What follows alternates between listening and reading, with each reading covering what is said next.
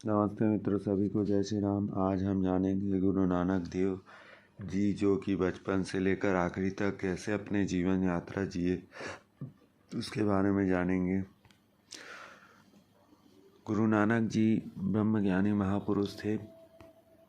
पंजाब के तलवाड़ी नामक स्थान में 15 अप्रैल 1469 को एक किसान के घर गुरु नानक जी का जन्म हुआ।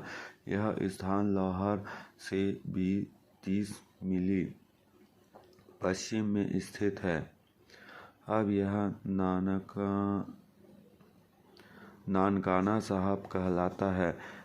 तलवाड़ा का नाम आगे चलकर गुरु नानक देव जी के नाम पर नानकाना पड़ा। गुरु नानक देव जी के पिता का नाम कालू एवं माता का नाम तृप्ति देवी था।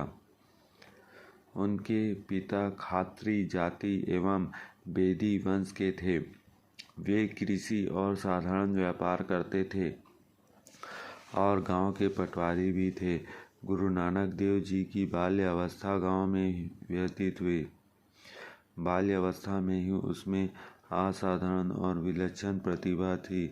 उनके साथ ही जब खेलकूद में अपना समय व्यतीत करते थे तो वे नेत्र बंद करके आत्मचिंतन में निमग्न हो जाते थे। इनकी इस प्रवृत्ति से उनके माता पिता कालू चिंतित रहते थे। आरंभिक जीवन 7 वर्ष की आयु में वे पढ़ने के लिए भोपाल अध्यापक के पास भेजे गए। एक दिन जब वे पढ़ाई में विरक्त हो अंतर्मुख होकर आत्मचिंतन में निमग्न थे, अध्यापक ने पूछा, पढ़ क्यों नहीं रहे हो? गुरु नानक देव जी का उत्तर था, मैं सारी विद्याएं और वेद शास्त्र जानता हूँ। गुरु नानक देव जी ने कहा, मुझे तो सांसारिक पढ़ाई की अपेक्षा परमात्मा की पढ़ाई अधिक आनंदमयी प्रतीत होती है।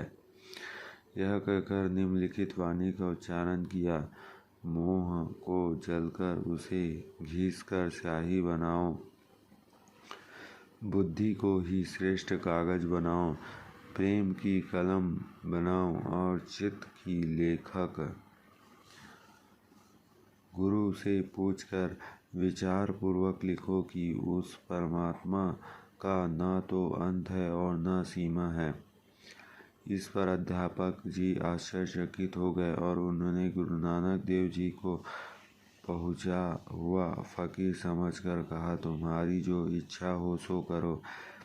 इसके पश्चात गुरु नानक देव जी ने स्कूल छोड़ दिया। वे अपने अधिकांश समय मनन, निधिध्यासन, ध्यान, सत्संग में व्यतीत करने लगे।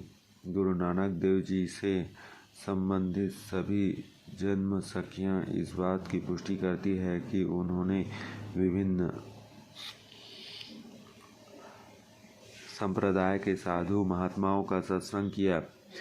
उनमें से बहुत से ऐसे थे जो धर्मशास्त्र को पाखंड पंडित थे, मतलब धर्मशास्त्र के प्रकांड पंडित थे। साक्ष्य के आधार पर यह भली भांति सिद्ध हो गई है कि गुरु नानक देव जी ने फारसी का भी अध्ययन किया था। गुरु ग्रंथ साहिब में गुरु नानक देव जी द्वारा पद ऐसे रचे गए थे जिसमें से फारसी शब्द की आधिक्य है। बचपन गुरु नानक देव जी ने अंतर्मुख प्रवृत्ति और विरक्त भावना से उसके पिता कालू चिंतन रहा करते थे। गुरु नानक देव जी का विक्षिप्त समझकर कालू ने उन्हें भैंसे चराने का काम दिया। भैंसे चराते चराते गुरु नानक जी सो गए। भैंसें एक किसान के खेत में चली गई और उन्होंने उसकी फसल चर डाली। किसान ने इसका उल्हाना दिया, किंतु जब उसका खेत देखा गया तो सभी आश्चर्य में पड़ गए।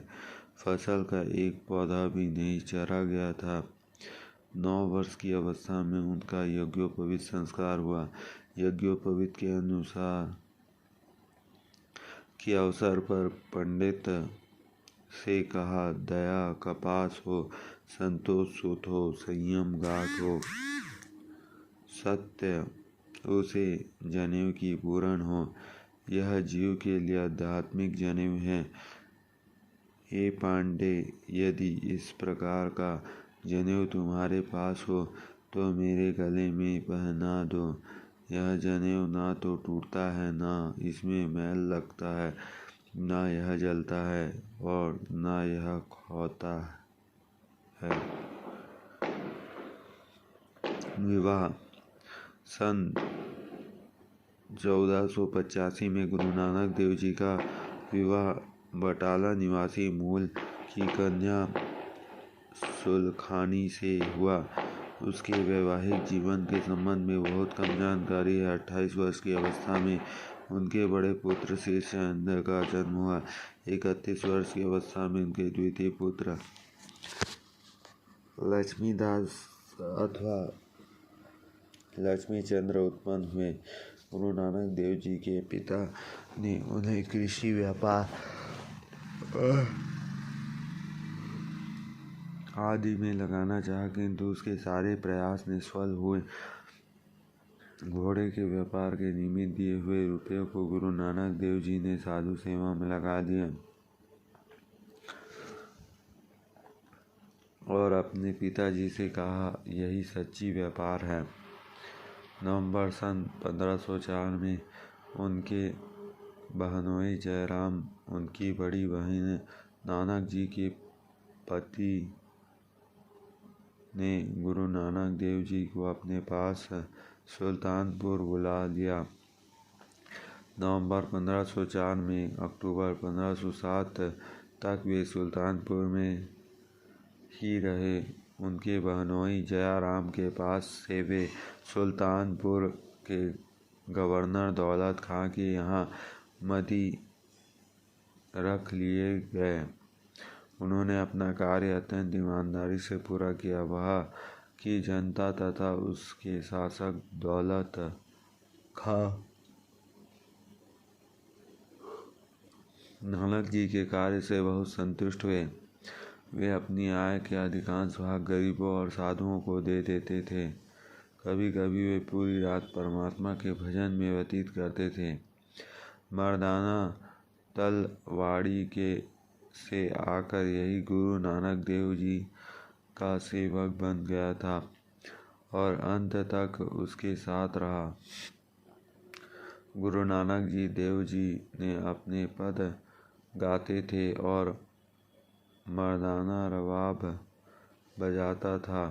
गुरु नानक देव जी नित्य प्रातः बोई नदी के स्नान किया करते थे। कहते हैं कि एक दिन वे स्नान करने के पश्चात वन में अंतर ध्यान हो गए।